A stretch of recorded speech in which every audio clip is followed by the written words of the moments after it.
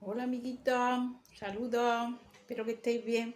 Bueno, anoche terminé de leer este libro de el marqués Luis de Capranica, que se titula La condesa de Melzo. Y bueno, la verdad es que me ha encantado. Ya os comenté aquí otros dos libros también de Capranica y os hablé de El rey Manfredo y también El gran diablo,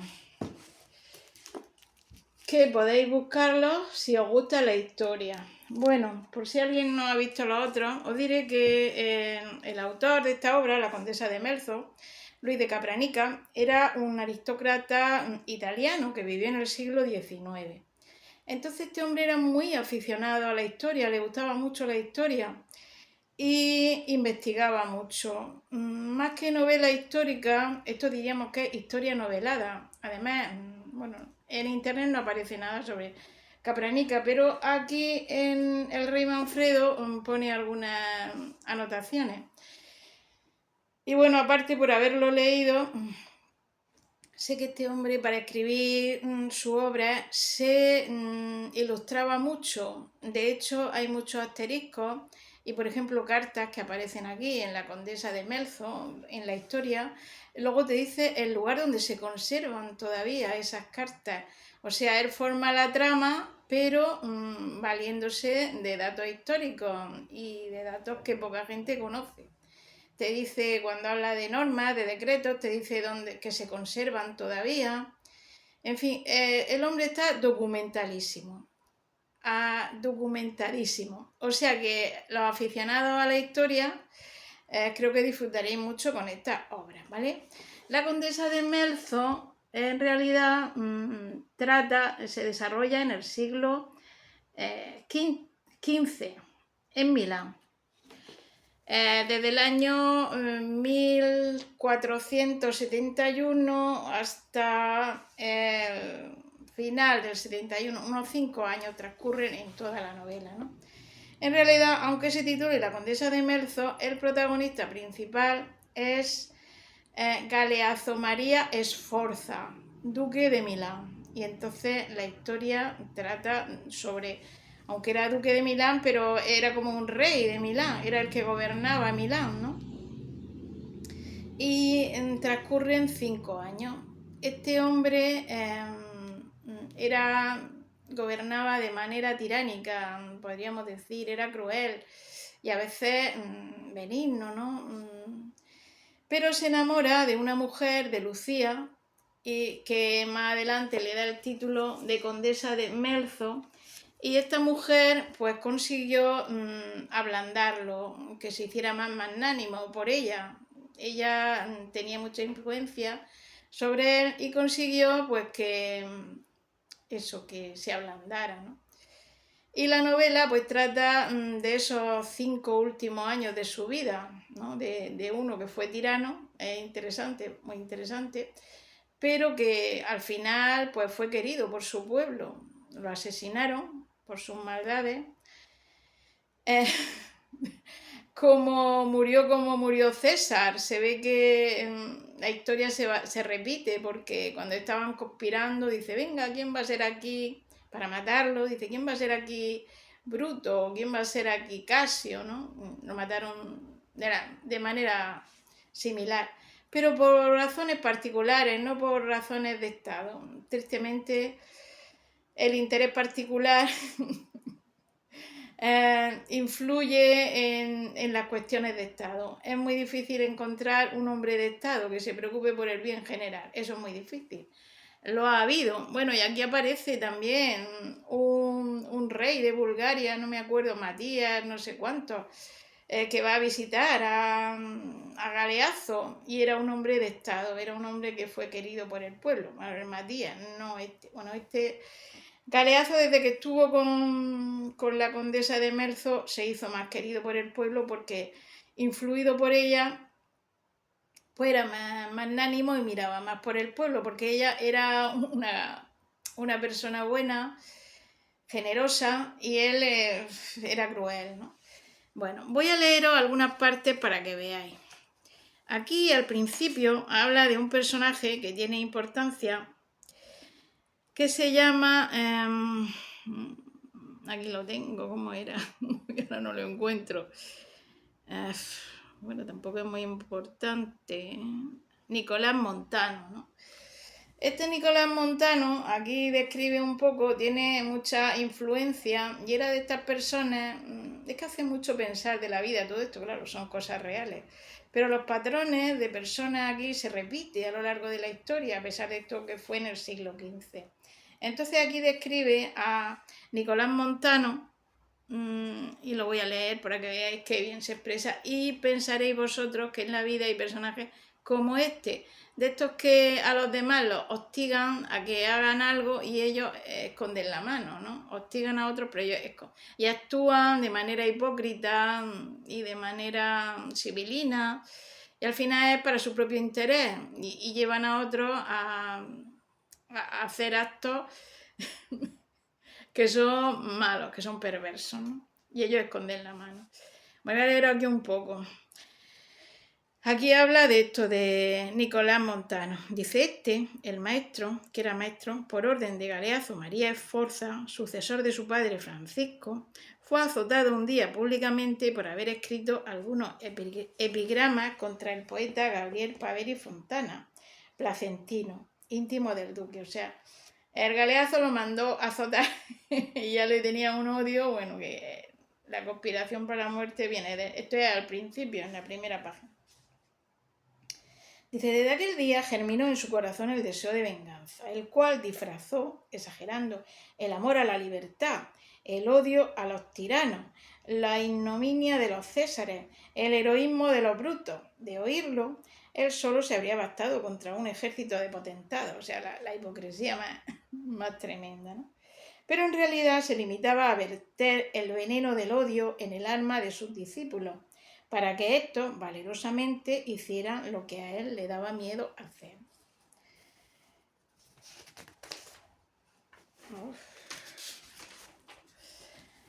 Como todos aquellos que al odio y a la venganza dedican su existencia, el maestro Nicolás miraba todo noble sentimiento como un parásito debilitador del poder perverso de la planta, que con tanta solicitud cultivaba.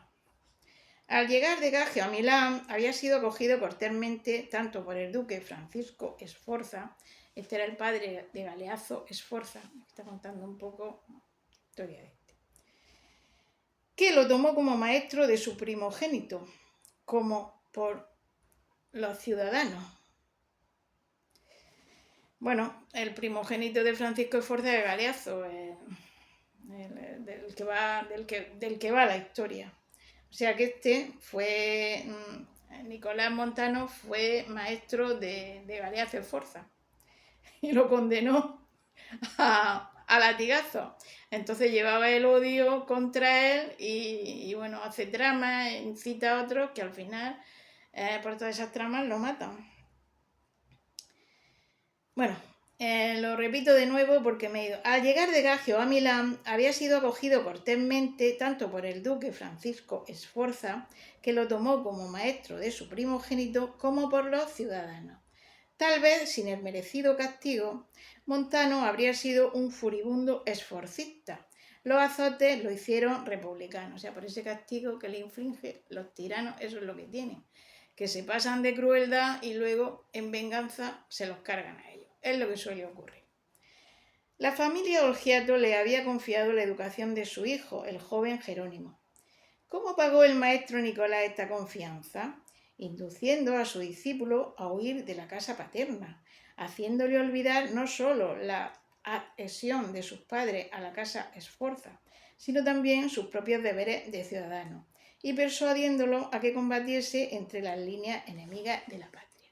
O sea, ya vemos, es un hombre que le han hecho algo y va sembrando el odio, y no le importa las consecuencias de ese odio, destruir una familia, destruir un estado, no le importa, o sea, este sí que era un psicópata. Bueno, voy a leer un poco del carácter de Galeazzo, del protagonista de esta novela, ¿no? Esto es interesante. Dice así, tenía entonces 22 años, deseoso cuando subía al poder.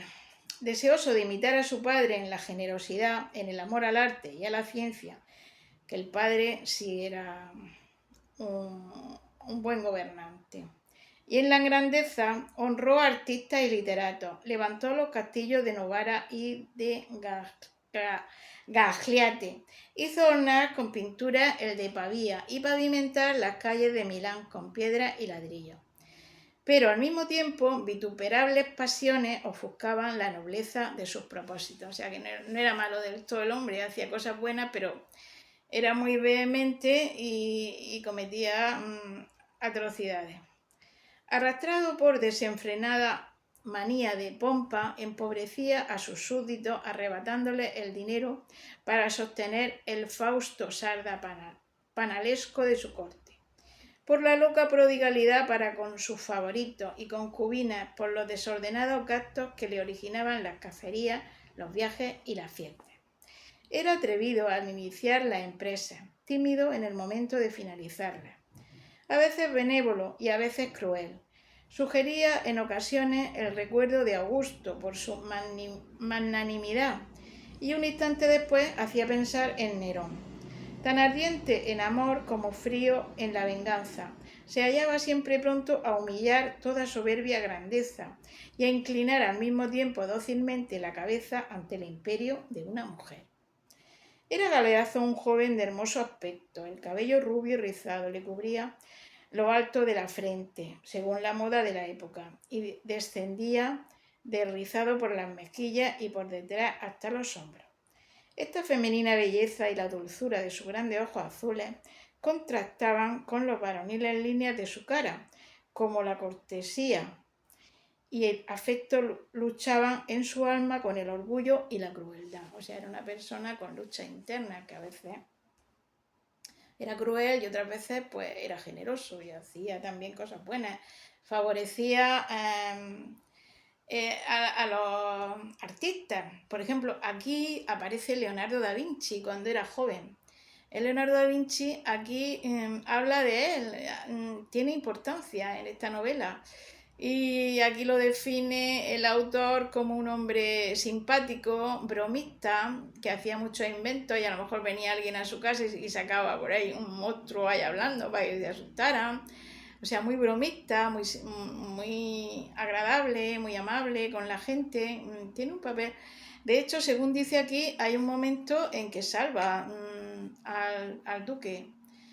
Se prepara una trama contra él en Florencia, que hay varios intentos de asesinato porque había gente que no estaba bien con él. Y va a hablar con Lucía, la condesa de Melzo, se lo dice y aquella lo salva cuando todavía no habían empezado los amores, ¿no? Y bueno, y aparece más Leonardo da Vinci en la obra. Y bueno, una de las escenas más terribles que tiene importancia al final, que da muestra de cómo se comportaba, es que en la familia Olgiato, que habla aquí al principio, esta familia que tenían a Montano de maestro, tiene una hija, que no es una hija inocente, no sabe de la vida, nada, ¿no? Pero resulta que por culpa del Montano, el hermano y el novio de ella se han puesto en contra de Galeazzo. Entonces el Galeazzo se le ocurre, para vengarse, por haberse puesto en contra de él, en vengarse en la hermana. Entonces, a través de cartas falsas, la hace que salga de la casa, entonces la raptan, la llevan al castillo, la viola y luego se la entrega a su hombre para que la violaran también. Menos mal que había por allí un hombre, uno de sus secretarios, que la reconoce a la chica y entonces dice, no, esto no lo puedes hacer, tú estás loco. La chica sale por allí medio desnuda, corriendo, pidiendo auxilio a la mujer de... O sea, una escena terrible. No, era un monstruo también, hacía monstruosidades, pidiéndole que la salvaran a la mujer de él. Y entonces un secretario se compadece de ella y se la lleva, la devuelve a la casa de su padre, ¿no? Arriesgándose a que también tomara represalias contra él. Y entonces, bueno, es curioso que cuando ocurre esa escena, ladra un perro, ¿no? Y entonces eh, eso tenía un significado como de tragedia, de haber hecho algo malo y al mismo tiempo el aullido de un perro. Entonces dice la mujer de él, Bona de Saboya, dice, esto nos va a traer tragedia, dice, a ti y a tu hijo, esto nos va a traer tragedia, y él también, porque en aquellos tiempos eran supersticiosos, y efectivamente, eso puede ser un caso de sincronicidad, no sé, bueno, hay gente que se reiría, lo toma esto como tontería, pero no es tanta tontería. Ahora ya esto tiene que ver, hice yo un vídeo sobre la sincronicidad. Alguien podría pensar sobre la sincronicidad, pero son fenómenos extraños que ocurren. Pues aquí también ocurren cuando va a haber un accidente, cuando el Titanic, pues mucha gente soñó que eso iba a haber un accidente y no cogió el avión y otras muchas cosas, ¿no? Pues ahí hay con el ladrido del perro que la mujer dice, esto nos va a traer un desastre, y efectivamente a raíz de eso eh, al final muere, lo mata el hermano de ella para vengarse, bueno, junto con otros conjurados, ¿no?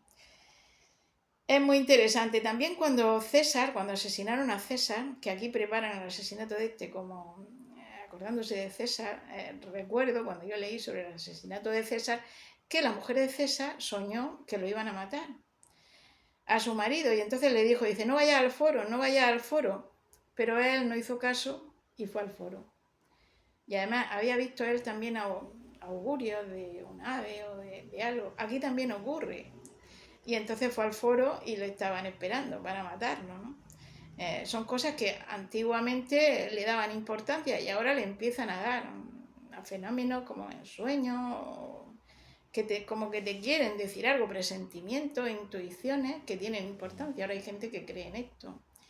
Y bueno, hay uno, no me acuerdo ahora cómo se llama, un médico que ha puesto un canal que cree que ha investigado sobre personas que han estado clínicamente muertas y han vuelto, no sé cómo se llama eso, y bueno, y cree en esas cosas, ¿no? El desdoblamiento del alma y como que hay otra dimensión, que hay otra vida, y en esas cosas. Bueno, pues aquí también se creía en eso, ¿no? Se ven fenómenos de este tipo, pero se dedicaban se adjudicaban a que los dioses se ponían en contacto con los... Y bueno, y yo lo recomiendo porque ya digo que yo he aprendido mucho viendo esto, porque bueno, yo había oído hablar de los Sforza. Bueno, de hecho, el Galeazzo, Sforza, en realidad fue abuelo del gran diablo, que este era Giovanni de la banda Nere, por la madre del gran diablo, era Caterina Sforza, y era hija de este hombre, era hija natural. Aquí no aparece, porque claro, como tuvo muchos amantes, pues una de sus amantes tendría, y a los hijos los reconocí. Era cariñoso, era un hombre que era muy cariñoso con sus hijos, con su mujer, pero hacía crueldades. Pero la condesa de Melzo, cuando se enamora de ella, pues consigue pues volverlo más bueno, volverlo al camino. Y al final también se ve que las personas que cometen crueldades al final lo pagan, todo se paga en esta vida. Desde luego, si existe otra vida, en la otra vida lo van a pagar, pero es que en esta también. O sea, no conviene hacer maldades. Bueno, voy a leer aquí un poco, ¿no?, cómo él explica, porque esta novela también es psicológica. Capranica era un buen escritor, un buen narrador, aparte, por eso es importante, porque aprendes, te distraes y bueno, y te hace pensar. Por ejemplo, aquí hay una escena en que él está hablando con su mujer amada, porque es que es una historia de amor, esto principalmente es una historia de amor maravillosa. Él se enamora locamente de Lucía porque ella lo rechaza, ella estaba casada con otro y lo rechaza, pero aunque lo quería, ella también estaba enamorada de él desde que lo vio. Pero bueno, como era el duque, ella también era aristócrata, pero bueno, las mujeres no se van a poner a buscar al hombre. Tenemos que esperar que el hombre venga, ¿no? En estos tiempos no, ya de mi época sí. Entonces él se vale para apartar al marido de en medio y conquistarla, pues, le gusta y allá que se lanza, ¿no? Y entonces cuando ya están los dos muy enamorados y están juntos, al principio él aquí en un diálogo le explica a ella de cómo él era antes y cómo ha cambiado. Os leo un poco de esto que es muy bonito.